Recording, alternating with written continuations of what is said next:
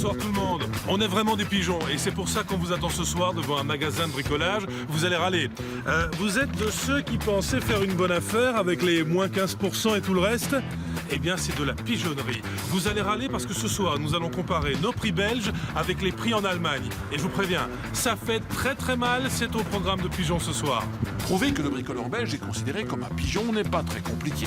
Direction Aix-la-Chapelle chez Bauhaus pour comparer quelques articles.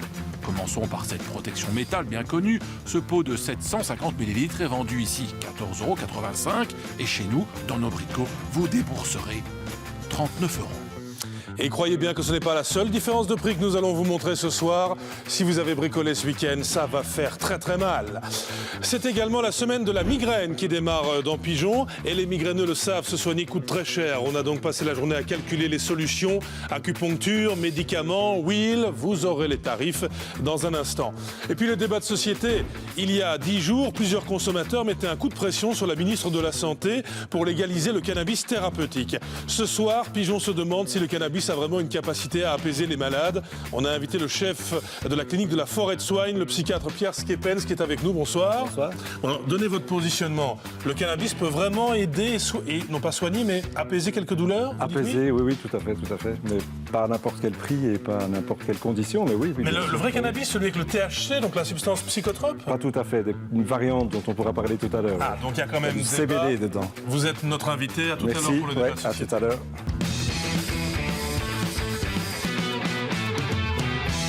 Ouais, on parlera des vraies questions sans tabou tout à l'heure autour du cannabis. Et ne manquez pas notre chapitre sur le bricolage. Quand c'est 3 fois moins cher dans les pays étrangers, Annie, ça fait mal quand même. Ça fait très mal. Ouais. Ça fait très mal. On a envie d'y aller, évidemment. Ah bah acheter dans les pays étrangers. Vous verrez si on est encore dans les heures d'ouverture à la fin. On va commencer par l'actu conso et faire une chose à la fois. D'abord avec le véhicule de notre roi Philippe. Le roi Philippe roule en Mercedes S560. C'est un véhicule hybride. Vous me direz dans un instant si c'est bien ou pas. Je vous fais juste la fiche technique. Donc véhicule hybride, 13,13 kWh pour la batterie au lieu de 8,7 sur l'ancien modèle. C'est une version à 110 000 €, alors que d'habitude il coûte 118 822. Le roi aurait peut-être fait une affaire. Annie, vous qui avez appelé votre réseau Mercedes, il a fait un bon choix, le roi, ou pas? Écoutez, dans la marque Mercedes et dans la gamme choisie par le roi, c'est la gamme la plus élevée, oui, c'est la voiture la plus écologique. Ça, c'est ce qu'on m'a dit chez un concessionnaire Mercedes. Mais il a pris... Ceci dit, elle est super moche, sa bagnole, on dirait un char d'assaut.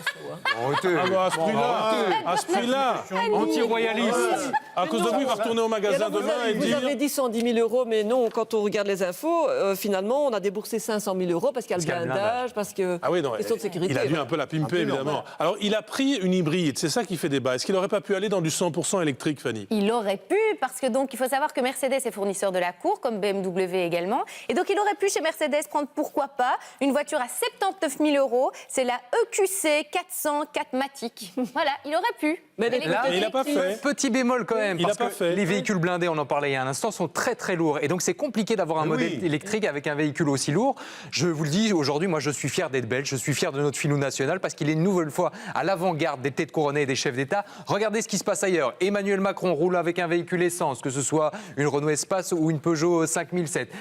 Angela Merkel, elle roule en Audi A8, elle consomme blindé. Personne ne roule avec un véhicule hybride. Filou est le premier, et rien que pour ça, on doit être fier ce soir. Filou, dites-moi Sa Majesté. Oui, Sa Majesté. Sa Majesté Filou. Sa Majesté le roi Filou. Alors, donnez Je suis à côté d'une anti-royaliste. Donnez un petit conseil à Sa Majesté Filou pour l'utilisation du véhicule. Écoutez, Majesté, il y a 2 façons de conduire. Ou vous laissez la voiture gérer automatiquement la consommation. Alors là, vous avez une consommation entre 5 et 6 litres au 100 pour une voiture normale, pas une blindée. Mais si vous gérez vous-même la consommation, si vous mettez sur gestion électrique ou consommation d'essence, vous pouvez monter jusqu'à 10-11 litres au 100 ou alors descendre jusqu'à 2 litres 50 au 100. Mais là, Majesté, il faudra conduire à la pépère. Mais quoi qu'il arrive, vous ne faites que 50 km en électrique. Oui, hein, c'est pas ça, donc grand c'est chose. quand même pas beaucoup. Oui, mais enfin, il fait des petits déplacements aussi pour le reste. Dans la cité. Donc, Majesté, laissez un commentaire sur la page Facebook de Pigeon pour nous dire si vous avez bien compris comment switcher d'un modèle à l'autre. En attendant donc le débriefing de Sa Majesté, c'est la semaine de la migraine qui démarre en Belgique. Grande semaine de sensibilisation et les migraineux le savent, ça fait particulièrement mal. Qui est migraineux autour de la table, Ça Fanny? dépend là. Ça Ça dépend la le circonstance. Ça dépend à côté de qui t'es assis aussi parfois. Dans 2 heures, elle a peut-être la migraine. Oui, à mon avis, C'est oui. l'heure, ouais, ok. Vous avez la migraine, vous Annie Moi, j'en ai eu plusieurs, oui. Ouais, Ouais. vous savez que Quand c'est quand j'étais même... jeune, j'en avais pas, et puis avec le temps... C'est venu.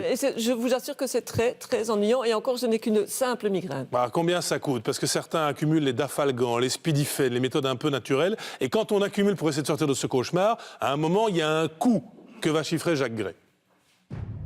Quand le mal survient, il peut être insupportable. Quand la migraine frappe aux portes de votre crâne, quel est le prix à payer pour la chasser? Le Dafalgan 1 gramme, 9,08 €. Le paracétamol, c'est 7 € pour 30 comprimés. Alors vous avez les anti-inflammatoires comme l'ibuprofène, le spidifen, on est plus aux alentours de 9 € ou 6-7 € pour son générique.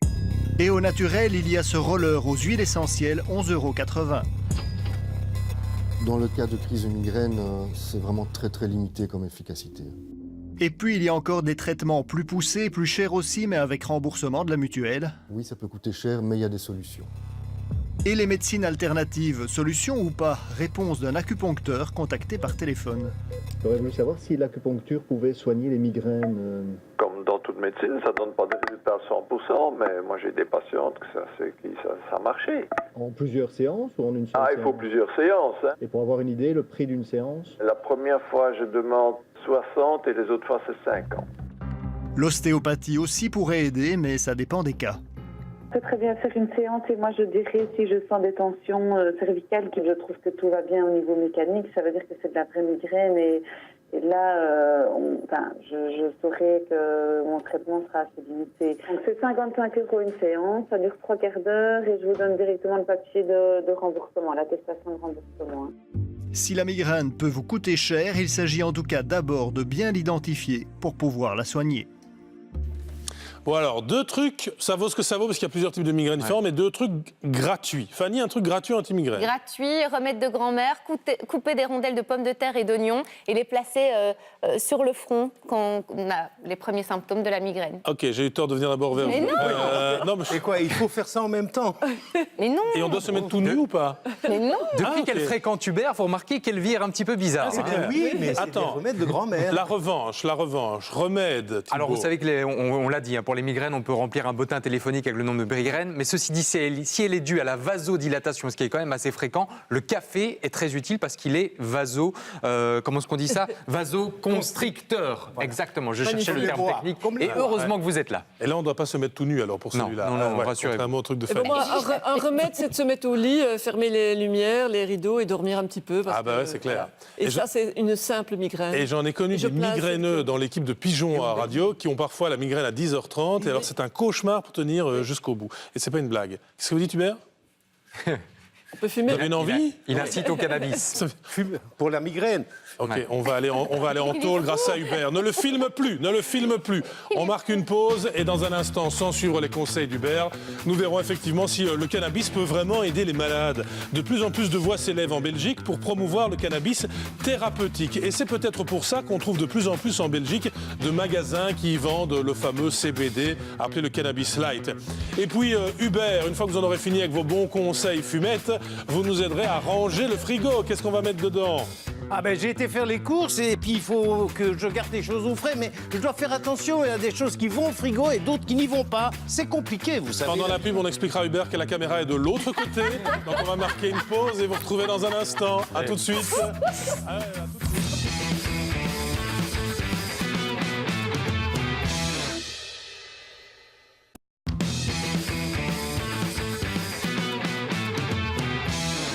Bonsoir, rebonsoir. Deuxième partie d'On n'est pas des pigeons. Et si vous avez bricolé ce week-end, vous allez râler. Si vous croyez qu'en Monsieur Bricolage, qu'en Planète et Brico font des moins 15% et des moins 20%, si vous croyez que vous faites une bonne affaire, vous allez râler. Ce soir, c'est un flagrant délit. Nous avons été faire nos courses de bricolage en Allemagne et bon sang, ils sont vraiment moins chers. Passage par le coin des outils professionnels. Cette perceuse visseuse se trouve à 199 € contre 309 au Planète belge. 110 € de différence, ça fait 36%. Des exemples de différences de prix, nous en avons plein à vous proposer, ça va faire très très mal. Oui, il faut le dire ce soir, dans certains magasins de bricolage, on se fait pigeonner.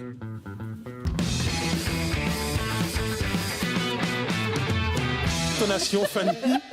Non, mais j'ai même Franchement, peur. ça filerait presque une migraine, ce truc-là. Ah non, mais franchement, Non, mais c'est je ne dégueulasse. rigole pas. Vous allez voir, quand on aligne toutes les différences de prix, que franchement, on nous prend vraiment pour des... Comment on dit le bon mot? Ah oui, des c'est moi qui cons. dois le dire. Ouais, vas-y. Oui. Bah, Le- pour des cons. Ah ben voilà. Disons-le. Ah, alors disons-le, on nous prend pour des cons À parfois. partir du moment où Uber peut faire la promotion de la drogue dans cette émission, Oui. Les on met enfants, ce genre de choses, choses. n'allez pas revoir la première Mais partie, non, on n'est ils pas des faisaient de la pigeons. flûte, les enfants. Allez. C'est comme ça. Il ne faut pas, c'est mal, Uber, c'est mal. Alors, dans l'actu conso de ce soir, avant de le retrouver dans le frigo, Uber, 10 268 excès de vitesse chaque jour. C'est le chiffre du jour en 2018 donné par Sud Presse. 10 268 excès de vitesse par jour. Alors, je vous propose le quiz de l'excès de vitesse. Annie, vous êtes Madame Laloy. C'est pour vous d'abord. En Wallonie, quel type d'excès a progressé en 2018? Ce qui a progressé, ce sont à votre avis les petits excès de maximum 10 km/h, les moyens excès de 11 km/h ou les gros excès entre 11 et 20 km/h? Petit. Ah bah non. 10 km. Les Non, moyens? ce sont les gros. Ce sont les gros qui ont progressé, ouais. On a fait beaucoup plus de gros excès entre 11 et 20 km/h au-dessus de la moyenne, c'est pas bien. Madame Fanny, en 2018, 517 chauffards ont commis l'infraction suivante. Mais laquelle? Celle-là, on va la passer si vous le voulez bien. Le combien de PV pour excès de vitesse? On va aller directement à la question suivante, ce sera plus facile. Fanny, en 2018, 517 chauffards ont commis l'infraction suivante. En zone 30, ils ont dépassé la vitesse d'au moins 61 km/h. Ils étaient au moins à 140 sur une nationale, ou ils ont fait du 80 sur une autoroute, du 180 sur une autoroute. Bah, si c'est des chauffards, je vais plutôt dire 180 sur l'autoroute. Elle dit 180 sur l'autoroute? Oui. Bah non, c'est la zone 30. Ah bah oui. Certains dépassent, c'est quand même énorme, Annie, Ça, c'est 61 énorme. km/h. Mais oui, mais Au-dessus, c'est parce qu'elle se retrouve partout, même sur des grandes chaussées. Donc Mais on zone fait pas 30, c'est pas attention et souvent donc- les écoles.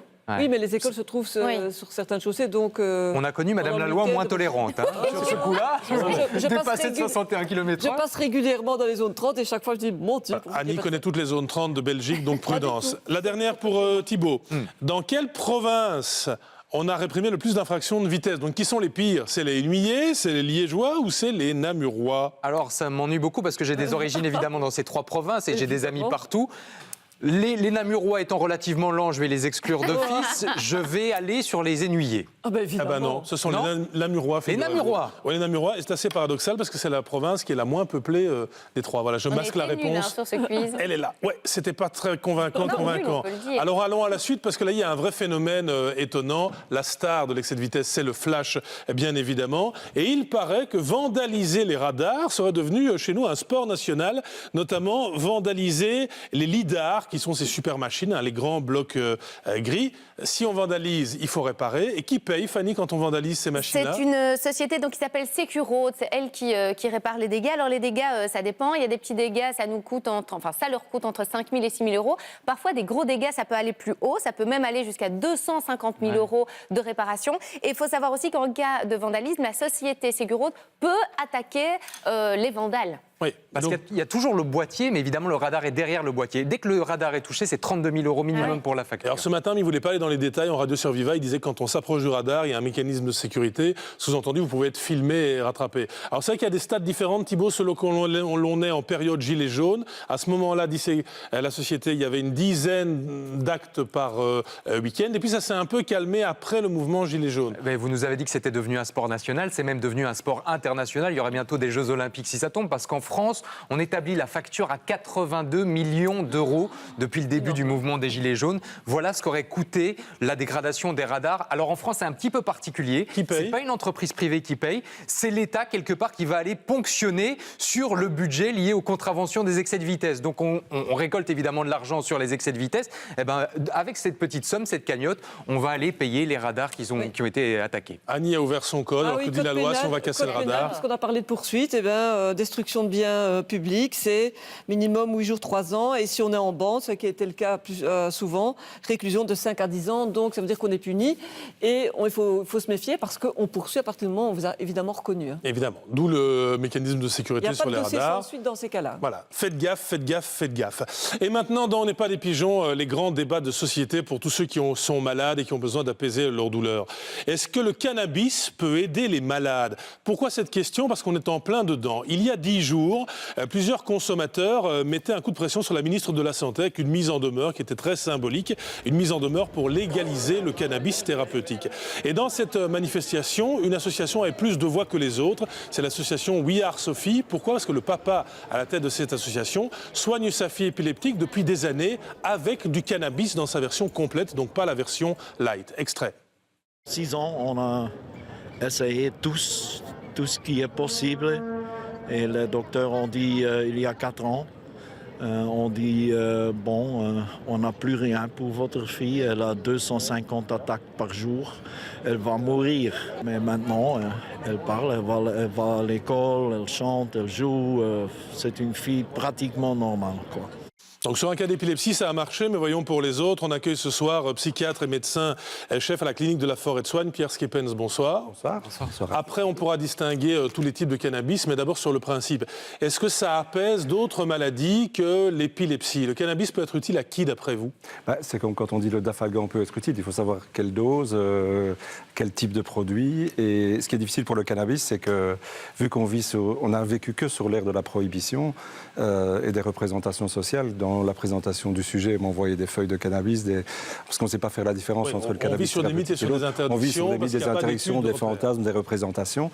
Mais le cannabis, depuis toujours, d'ailleurs, c'est pour ça qu'il est utilisé depuis des milliers d'années, c'est qu'il a un effet récréatif, alors mystique pour certains, et curatif. Alors au départ, c'était essentiellement... Je suis désolé, mais je reviens sur ce qui a été dit tout à l'heure, dans les migraines, par exemple. Ouais.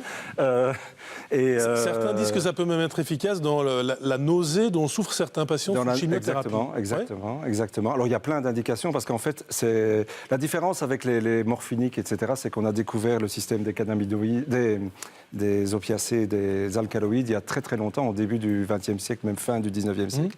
Et en fait, les cannabinoïdes n'ont été identifiés qu'à partir de 1964. Ah bah alors, attendez, je vous amène dans les années 2018 où il y a deux notions qui commencent à s'imposer dans l'actualité. Donc ça, ce sont deux constituants du cannabis. Ouais. Le CBD, on dit que c'est le cannabis light, et le THC, c'est la substance psychotrope. En fait, les deux font partie de ce que contient la plante de cannabis, et sans doute sa richesse et son succès historique, c'est qu'il y a une centaine au moins de substances différentes qui la composent. Donc c'est une drogue un peu complexe. Et dans cette identification date des années 60 seulement, et le plus connu, celui que les jeunes recherchent en général, c'est le THC. C'est le psychotrope. C'est celui qui a un effet psychotrope. Donc ce qu'on appelle un peu la grosse louche, le cannabis light, c'est le CBD. Mais on l'a vu dans le cas de l'association We Are Sophie, ce papa qui soigne sa fille épileptique, il la soigne avec du cannabis où il y a le THC, donc c'est le cannabis complet, récréatif. Vous prenez la légalisation de quoi, vous? Du complet avec la substance THC? Je ne suis pas prôné spécialement la légalisation, mais c'est qu'après, on se rapproche des années 2000, dans les années 90 seulement, on a identifié les récepteurs du cerveau, les récepteurs endocannabinoïdes. On s'est même rendu compte que le cerveau sécrète un équivalent du cannabis. Et ces récepteurs ont été de plus en plus étudiés, notamment tous essentiellement en Israël, puis maintenant quand même dans le monde entier. Et on s'est rendu compte que le THC, d'abord, n'a pas que des effets hallucinatoires ou récréatifs, mais il a aussi des effets notamment sur l'appétit, l'augmentation de l'appétit dans les cancers en phase terminale, dans certaines maladies, à l'époque comme le sida, dans différentes indications. Et surtout, et c'est ça qui pose un problème au niveau légal actuellement, c'est que ce qui marche bien, c'est l'association des deux, parce qu'on se rend compte que le CBD compense les effets hallucinatoires du THC et permet une efficacité plus grande. Ah ben là où on voit qu'on commence un peu à s'ouvrir au niveau sociétal, celui avec du CBD, mais pas forcément sur l'autre. Ouais. Alors je me base toujours sur l'exemple, parce qu'il est assez emblématique, de l'association We Are Sophie. La jeune fille épileptique du chef de la SOS consomme du cannabis en huile. Donc c'est pas une jeune fille qui fume des joints, c'est sous forme d'huile. Mais quelle composition, quelle dépendance, qu'est-ce qu'on sait de ces trucs? Comme je disais tout à l'heure, vous avez compris un peu comment gèle, c'est le brol au niveau du cannabis pour l'instant, mais complet. Le problème du cannabis aussi, c'est qu'il est très mal, il n'est pas très biodisponible, donc en comprimé, ça ne sert à rien. En injection, c'est impossible parce que c'est un produit très gras. Donc la manière la plus efficace de le consommer, d'avoir un effet, c'est de le fumer. Mais fumer, c'est pas bon du tout pour la santé.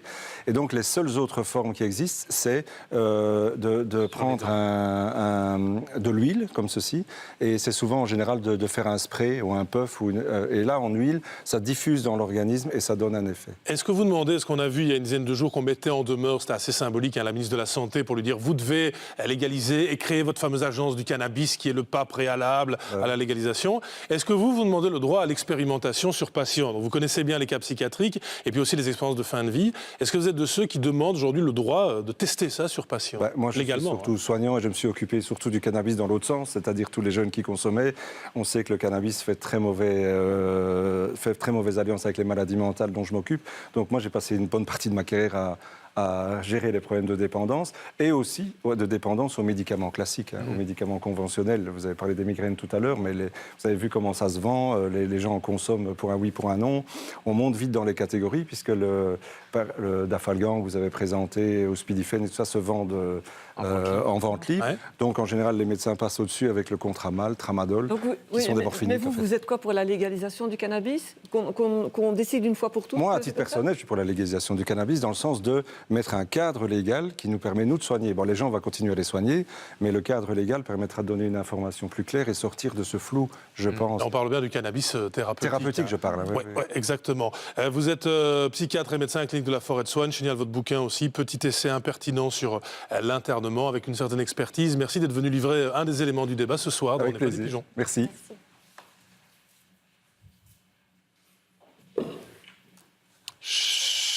C'est bien aussi le silence. Oui, toujours du bruit, des jingles Non, c'est tonitruants, c'est agaçant. Et les amateurs d'Harry Potter, je ne sais pas si c'est pour vous une bonne ou une mauvaise nouvelle, mais attention, amateurs d'Harry Potter, on a beaucoup parlé des Poudlard Night qui étaient organisés, notamment à Liège. On a quelques images de déçus, puisque les mails sont tombés par dizaines dans la boîte pigeon. C'est la soirée qui était organisée le 30 avril au Palais des Congrès. Beaucoup, Annie, étaient déçus par la qualité des décos. Hein. Oui, on avait annoncé plein de choses, plein de promesses, semble-t-il, et la déception, c'est que tout ce qu'on avait imaginé, tout ce qu'on avait promis n'était pas au rendez-vous. Donc, évidemment, il y a eu une pétition, un groupe qui s'est créé sur Facebook, et ils n'ont pas été de main morte avec leurs commentaires sur Facebook par rapport à l'organisation et l'organisateur de cette soirée. Tous les déçus demandaient à être remboursés de la fameuse Poudlard Night. Ce matin, en Radio Surviva, on a parlé au responsable de l'organisation qui a dit « Je ne rembourse pas ». Et dans la foulée, qu'est-ce qu'il nous a appris à propos de la Poudlard Night de Bruxelles? Il nous a appris qu'il annulait la soirée de cette fameuse night le 29 mai à Bruxelles. Elle est annulée. Pourquoi? Enfin, c'est pas en réaction. C'est sous la pression des consommateurs. C'est sous la pression de tous les gens qui sont exprimés sur Facebook, de ceux qui demandaient le remboursement. On rappelle que la préinscription, c'était 25 €. Et voilà, il se dit, il a reçu aussi des menaces, on va venir casser chez vous. Donc, il a décidé par précaution, par sécurité, d'annuler.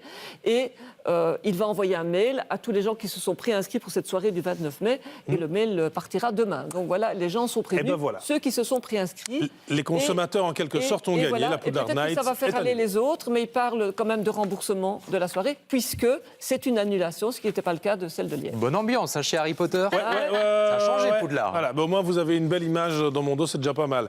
Hubert nous attend dans le frigo. Est-ce qu'on va remplir le frigo ce soir, ou plutôt apprendre, Hubert, à bien ranger les aliments? Je vous sens très tracassé sur le bon rangement. Oui, je crois que j'ai fait des boulettes. Ah, alors on va vérifier. Voyons, peut-être les patates, parce que ça, on ne sait jamais où les mettre. Horreur, j'ai mis les patates au frigo. Ne jamais mettre les pommes de terre au frigo. C'est mal? Oui, les binches, les charlottes, même les patates douces, jamais. Pourquoi? Mais parce que le froid va transformer l'amidon qu'elles contiennent en sucre. Donc quand vous allez les cuire, elles seront un peu granuleuses et auront un petit goût sucré. Et oui, mais si je les laisse dehors, elles vont germer avec la chaleur de la maison. Laissez-les dans un endroit sombre, à température normale, et puis vous n'allez pas les garder 15 jours. Okay. Alors les tomates non plus, pas au frigo non plus. Pas du tout. Pourquoi? Parce que le froid va abîmer la membrane des cellules, elles vont devenir plus fades, plus farineuses. L'ail aussi, si vous mettez de l'ail au frigo, il va germer, il deviendra caoutchouteux. Et juste un truc sur les tomates, on croyait que c'était utile parce que ça les laisse déjà fraîches pour la salade tomate qu'on fait à la maison. Oui, si vous voulez les refroidir rapidement, oui, mais honnêtement, ne pas les mettre au frigo. La même chose, par exemple, pour les avocats. Les avocats, on les les achète bien verts. Alors on Oui. les met au frigo, mais alors ils vont jamais mûrir, les avocats. Donc vous les laissez à l'air libre Il les laisse mûrir. Alors, Mais si vous les stoppez, parce que parfois ils mûrissent tellement vite et je veux pas les manger demain soir. Oui, bah alors vous les mettez au frigo, mais vous me compliquez la vie quand bah, même. je vais vous donner Alors, le vrai cas de pour- figure. Vous voulez les faire germer plus rapidement, ben vous les enfermez dans un sachet avec des bananes. Parce que les bananes dégagent un gaz, l'éthylène, qui fait mûrir les fruits et les aliments. Les bananes, jamais les mettre au frigo, s'il vous plaît. Elles vont noircir beaucoup plus rapidement. Basilic, ça j'aurais pu vous le dire, pas Oui. au frigo. Non, pas au frigo. Bah non, parce ça, qu'il j'aurais pu vous le noircit dire, bah ouais. Et laisser dans ce pot. Alors, les concombres, Ah. regardez. J'ai laissé depuis 2 jours un concombre chez moi au frigo. Testez-le. Attendez. Regardez. C'est Non, non. c'est un vrai? Oui, tout c'est un vrai. flasque. Et regardez l'autre. Attendez, Faites la mais- différence. Attendez. Eh bien, voilà. Attendez, bougez le vôtre, je bouge le mien. Est-ce que c'est limpide? Ben oui, c'est évident. Attendez, c'est je demande aux limpide. spectateurs. Fanny, vous qui regardez, est-ce que c'est limpide quand on Mais vous me faites montre la perdre du différence? temps. J'arrive C'est jamais à la limpide. fin de ce que je dois dire.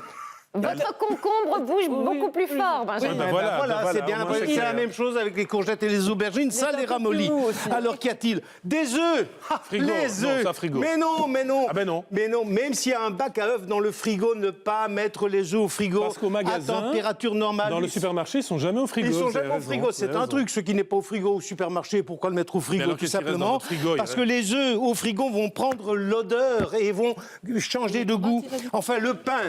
Il reste du pain et du chocolat. Oui, le chocolat, ne pas mettre le chocolat parce que sinon, il va devenir grisâtre. Il sera encore bon à manger, mais il va perdre quand même du goût. Il va changer de couleur, c'est pas bien. Le pain, il y a 2 écoles. Il y en a certains qui disent il faut le mettre au frigo. Ça, c'est pas du pain frais du petit boulanger du matin. Voilà, Ça, c'est le pain chimico, oui, mais chimico. un pain normal, il y a 2 écoles. Ceux qui les mettent au frigo, alors mettez-les dans le bas du frigo, dans un sac, ça tient très bien.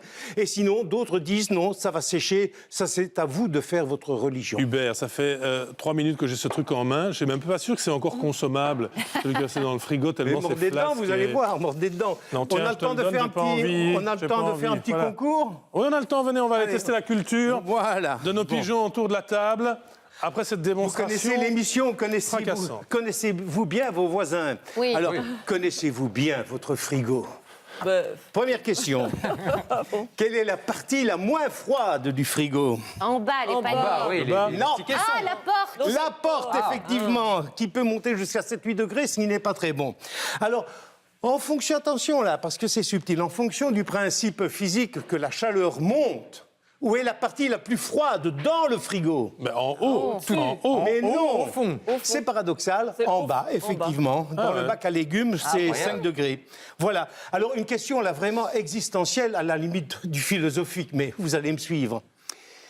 Comment peut-on être certain que lorsqu'on ferme la porte du frigo, dans la campagne d'économie d'énergie, La la lumière lumière s'éteint. s'éteint? Parce que ça sonne quand on le laisse ouvert, ça sonne Pas sur du certains tout. frigos. Eh bien, il est impossible de répondre à cette question. C'est une question de foi. Il faut y croire, c'est tout. et dans Oh. quelle partie du frigo mettons une bouteille de vin qu'on a ouverte pour qu'elle reste bien froide et qu'elle Oh, sorte bien dans le froide? bas, dans le bas. Un fromage, par porte ou exemple. pas dans la Non, oui, porte dans la porte du bas. Ah ben non, c'est raté. Pas C'est mettre où dans la porte, il Vous faut mettez mettre où dans le frigo. Sur des, sur des Au planches. plus froid, au plus froid. Ah bah, Ah non, bah, il y a Pour 2 que écoles. le vin soit bien froid. Je le vin vous livre blanc. Ah une oui, expérience parce que personnelle. vous buvez Quand je votre mets mes vin canettes glacé. de bière en haut dans le fond, elles sont plus fraîches que dans la porte. Ouais. Voilà. Et attention, jamais d'antibiotiques dans la porte du frigo. Non plus Voilà. Non plus. Jamais. Et pour faire maturer un fromage dans le bas. Bon, vous êtes calé maintenant sur le bon rangement du frigo. Mets-moi le jingle flagrant délit parce que ça va faire mal si vous bricolez de temps en temps. Vas-y, aimez-le fort. Vous bricolez, vous allez râler. Vous croyez acheter moins cher, vous allez râler. On en a pris un au hasard. Voilà une chaîne de magasins de bricolage qui propose du moins 15%, du moins 20%. Ça arrive en gros partout, tous les week-ends, dans tous les rayons et toute la semaine. Regardez les images d'ailleurs qu'on a tournées cet après-midi dans un magasin Brico, mais on aurait pu aller au Planète ou chez Monsieur Bricolage. Des promos, il y en a partout, partout. Que ce soit dans le rayon peinture, dans le rayon lampe, il y a même parfois plusieurs réductions différentes. Le panneau est à tous les étages, sur les sanitaires, sur les produits de salle de bain. N'en jetez plus. Les magasins de bricolage en Belgique nous font tout le temps croire qu'ils sont moins chers. Et vous allez voir ce soir que c'est faux. On a comparé avec l'Allemagne. C'est pas que les Allemands sont moins chers, c'est que les Allemands sont super moins chers. On se fait pigeonner. C'est à la limite du scandaleux avec Olivier Badard. Mais pourquoi nos magasins de bricolage font tout le temps des promos à gogo? De 15 à 20% de remise en permanence, au Pigeon, on trouve ça suspect. Et si les enseignes du do-it-yourself gonflaient stratégiquement leurs prix? Si vous venez d'acheter du matos, ne regardez pas ce qui suit, ça va vous énerver. Prouver que le bricoleur belge est considéré comme un pigeon n'est pas très compliqué. Direction Aix-la-Chapelle chez Bauhaus pour comparer quelques articles. Commençons par cette protection métal bien connue. Ce pot de 750 ml est vendu ici 14,85 € et chez nous, dans nos bricots, vous débourserez 39 €. Plus qu'interpellante, la différence de prix est de 62%. Qui dit mieux? Eh bien, les lambris, par exemple, vendus 6,60 € du mètre carré contre plus de 19 chez Hubo. Ça fait 66% de différence. Combien? 66%. Passage par le coin des outils professionnels. Cette perceuse visseuse se trouve à 199 € contre 309 au Planit belge. 110 € de différence, ça fait 36%.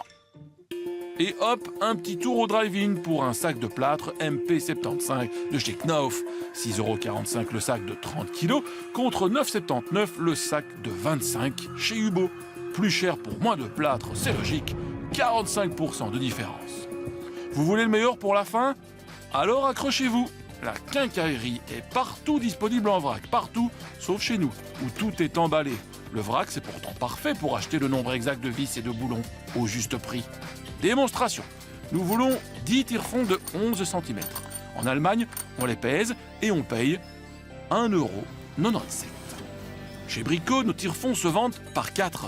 Nous voilà donc obligés d'en acheter 3 paquets, dont coût 11,37 €. Bons joueurs, nous ramènerons les prix à l'unité pour constater une différence de 80%. On vous avait dit de bien vous accrocher.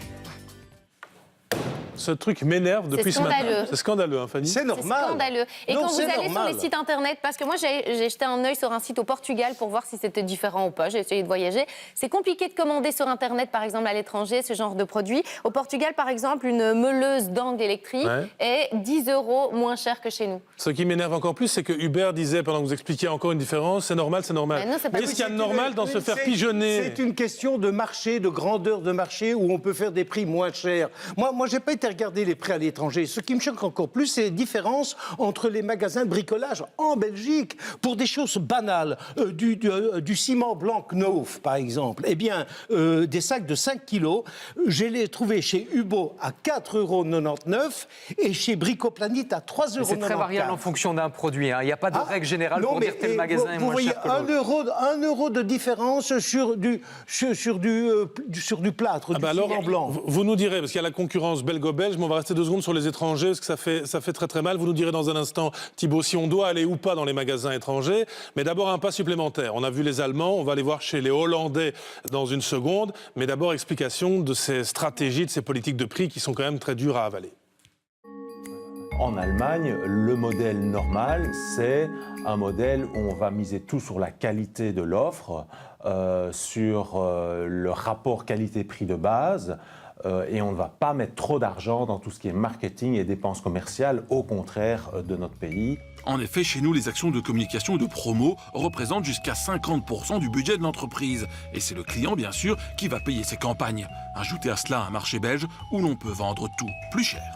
Il y a aussi une volonté parfois des firmes, des entreprises de discriminer les prix selon le marché géographique, tout simplement parce que le consommateur, selon le pays, n'aura pas la même propension à payer, ne va pas percevoir la même valeur liée à l'offre qui lui est faite, etc. Et donc tout ça peut aussi se chiffrer dans un prix différent qui sera proposé aux clients. Là aussi, cette discrimination est facile à prouver. Intéressons-nous au groupe Maxeda qui possède chez nous les enseignes Brico et Bricoplanit et aux Pays-Bas les enseignes Praxis et Formido. Ce sont les peintures qui vont particulièrement nous intéresser puisque ce sont exactement les mêmes pots que l'on va trouver de part et d'autre de la frontière sous les marques Décommode, Perfection et Baseline. Ce pot de primaire blanc de 2,5 litres par exemple est vendu 20 € chez Praxis contre 37 chez Brico. Là aussi, c'est 46% plus cher pour les Belges. Des murs et des plafonds à repeindre en blanc, pourquoi pas avec ce pot Perfection toujours à 20 € aux Pays-Bas et 40 chez nous. Facile à calculer, 50% de différence. Enfin, on peut se dire que les marges sont moindres sur la marque produit blanc. Eh bien, c'est exactement le contraire. Au bricot néerlandais, la pâture Baseline coûte pour 10 litres 17 €. Et chez son grand frère belge, vous payez pour 2,5 litres 20 €. 4 fois moins de peinture pour 3 € de plus. Toujours aussi logique. Différence de prix choquante, 79%. Alors, quand on vend ses produits entre 40 et 80% plus cher qu'aux voisins, on comprend mieux qu'on peut offrir chaque jour de 15 à 20% de réduction sans vraiment nuire au chiffre d'affaires de l'entreprise qui, soit dit en passant, en 2018, a triplé ses bénéfices. Ben voilà, donc ce folder que j'ai pris cet après-midi, c'est qu'on a l'impression qu'il ne sert à rien, même si ça nous fait une économie quand même. Attention, il n'y a pas que Brico qui est concerné. On a appelé Brico, Planit, Hubo, Gamma pour les invités et en tentant d'avoir une explication. À ce stade, ils n'ont pas répondu à notre invitation. Est-ce qu'on va à l'étranger ou pas? On peut rejoindre le club des indignés, comme certains ici autour de la table, se rouler par terre, sauter au plafond. En attendant, ça représente une perte d'emploi pour la Belgique que d'aller faire ses courses à l'international et l'étranger, en Allemagne par exemple. On considère que c'est 3,2 milliards d'euros perdus pour l'économie belge que d'aller chaque année acheter telle ou telle chose en Allemagne ou aux Pays-Bas. Et en gros, ça correspond à 16 000 emplois perdus en Belgique. Ça ne veut pas dire qu'on n'a pas raison d'aller faire ses courses à l'étranger, mais je pose simplement ça là et ça mérite aussi d'être pris en considération dans le débat. Ah bah vous m'empêcherez pas quand même de taper sur la table. Vous oubliez les étrangers qui viennent faire nos courses ici. Ça compense aussi. Ça compense pas totalement. Et on n'a pas donné les prix des Français, par exemple, parce qu'on a parlé de l'Allemagne hollandais, mais nos voisins aussi, si on va acheter...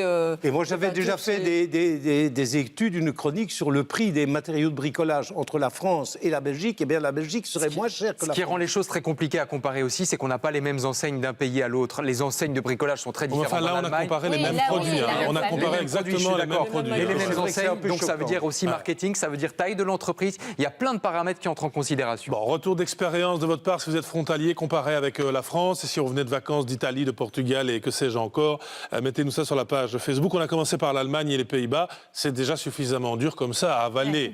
Hein. Dans un instant, on se retrouve avec la polémique Gaïa. Vous vous souvenez que la semaine dernière, la chaîne de restaurants spécialisée dans le poulet, Poules et Poulettes, était dans le collimateur de Gaïa qui avait diffusé des images d'un élevage de Flandre où effectivement les poulets vivaient dans des conditions atroces, traces de sang à tous les étages, et des poulets qui se mangeaient entre eux. Eh bien, ces images ne correspondaient pas à la réalité. Gaïa a dû s'excuser auprès de la chaîne. Poules et Poulettes, Gaïa s'est planté. Et c'est pour ça que cette chaîne de restaurants est notre invitée juste après la pub pour remettre les pendules à l'heure. Tout de suite sur la une.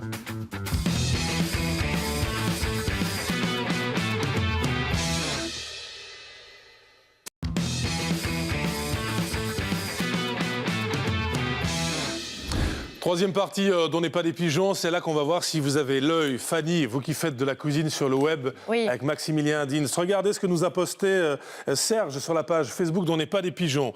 Donc c'est un chef d'origine asiatique qui travaille sur son wok, mais visiblement quand il goûte, c'est pas assez salé. Je vous laisse regarder. Est-ce que quelque chose vous frappe? Donc il sale, il regoute. Mais il a pas mis andouille. Mais si, il l'a mis. Mais non, regarde, il remet pas dans le plat. Comment Quelle ça andouille. Comment Mais il ça, ne met pas la cuillère pour goûter, il goûte toujours la même cuillère. Voilà. C'est complètement idiot, mais c'est drôle. Il est fort celui-là. Voilà. Il est fort. Et il va ressaler à l'infini, donc il regoute encore une Et fois. là, Il se ça dit, va être très salé parce qu'il a replongé sa cuillère.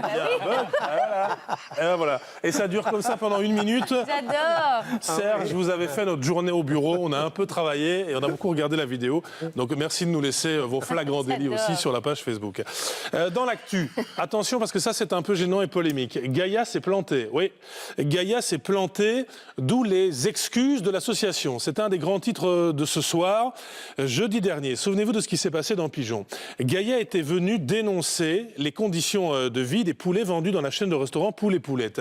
Et ces images, effectivement, étaient particulièrement choquantes. Elles étaient, dit Gaïa, tournées dans un élevage de Flandre qui fournit la chaîne Poules et Poulettes. Pas la peine de vous faire un grand discours. On comprend bien qu'on était loin de la promesse de la chaîne de resto qui disait de la ferme à l'assiette en misant un peu sur le naturel. Eh bien, ce week-end, alors qu'on leur avait dit, vous êtes sûr, vous vous souvenez qu'on les avait un peu testés, Gaïa, sur leurs promesses? Alors, c'est un élevage qui est situé en Flandre orientale, dans un petit village qui s'appelle Deinze. C'est entre Gand et Courtrai. Ouais. Exactement. Alors vous dites vous-même que cet élevage-là, il livre d'autres enseignes que poules et poulettes. Donc pourquoi vous mettez un focus sur cette chaîne-là si d'autres reçoivent des poulets exactement du même endroit? Parce que c'est une chaîne qui fait ce qu'on appelle de l'animal washing. Il vous présente tout un emballage, tout un packaging qui vous fait croire que vous entrez dans un univers un peu fermier, un peu artisanal, alors que ce n'est pas du tout le cas. Et s'il y a des excès de gaz, c'est parce qu'ils se sont plantés. L'élevage ne livrait pas du tout poules et poulettes, dont la responsable marketing est là ce soir. Yannick Gertz, bonsoir. Donc Gaïa s'est planté, ça c'est vraiment un flagrant délit. Mais d'où viennent vos poulets alors, s'ils ne viennent pas de cet élevage très discutable? D'un autre élevage, en fait tout près, mais oui, chez un autre fournisseur. Alors évidemment, on se demande directement dans quelles conditions sont élevés vos poulets, puisque Gaïa vous accusait de mentir sur la promesse qui était du fermier à l'assiette. Ça disait un truc assez naturel. Dans quelles conditions ils sont élevés, les poulets qu'on mange Déjà chez de vous? fils, dans une meilleure condition que les poules qu'on voit ici. Les poules chez nous, c'est à Gothème qui sont élevées. C'est dans un environnement nettement plus... Bon, un environnement bien élevé, allez, disons bien... bien-être, plus de bien-être. Voilà, le bien-être des animaux, pour nous, c'est très important. Mais est-ce que c'est un petit élevage? Parce que votre promesse dit, on l'avait vu l'autre fois sur le site internet, dit de la ferme à l'assiette, Van Boerderij tot Bord, en gros. Ça vient d'une petite ferme avec 2-3 poulets élevés en plein air ou c'est pas ça? Non, c'est pas en plein air. Non, c'est pas en plein air. C'est quoi une petite ferme? C'est quoi une grande ferme? Faites ça sur cette question, je ne peux pas vous répondre. Oui, c'était ça toute l'interrogation, c'est que votre slogan qui dit de la ferme à l'assiette, de la ferme, ça veut tout dire et rien dire. Oui, mais les images qu'on avait ici, ce sont des animaux qui n'ont pas été élevés d'une façon correcte. Et chez nous, on surveille que la chaîne, c'est une très petite chaîne, c'est une entreprise locale, c'est un fournisseur, et on veille ça de super strictement. Que le bien-être est essentiel, que la traçabilité... Qu'est-ce qu'ils vous ont dit, Gaïa? Parce que jeudi, ici chez nous, c'était clair, et vous faisiez des fausses promesses, et vous étiez en conversation avec Gaïa depuis 1 an sans jamais changer les choses, et Gaïa dit « je me suis planté ». Qu'est-ce qu'ils vous ont dit quand ils vous ont appelé? Ils ne nous ont pas appelés. Ah, ils ne vous ont pas appelé? Non. Il n'y a pas eu d'excuses? Bah oui, si, par après, mais nous, comme vous, on a vu les images, c'était quoi, le jeudi matin. Donc on était touchés, on était choqués, on ne savait pas. C'est nous, au fait, alors qu'est-ce qu'on a fait? On a pris le temps d'analyser les images, d'en discuter en interne aussi avec notre fournisseur, et puis de contacter Gaïa. Et alors, en fait, le soir de votre émission ici, où le porte-parole était ici, nous, on était à ce moment-là en discussion, on était à table avec Gaïa. Au même moment. Au même moment, oui, à 8h du soir. Oui. Mais je ne comprends pas pourquoi vous êtes, c'est ce que disaient les communiqués, vous avez décidé de travailler ensemble, tout ça c'est chouette, c'est entre John Kleman, bienveillant, vous pourriez porter plainte, ils ont quand même gravement atteint votre image. Il y avait un article en grand dans la DH, on en a parlé dans Pigeon. On atteint quoi?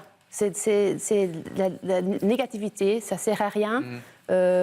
Ça nous coûte beaucoup d'argent, ça nous coûte beaucoup d'énergie, et c'est de l'énergie que nous, vraiment, on veut transformer en quelque chose de positif. On veut essayer de cette négativité, tout ça, de la mettre de côté, de la parquer, de la garer.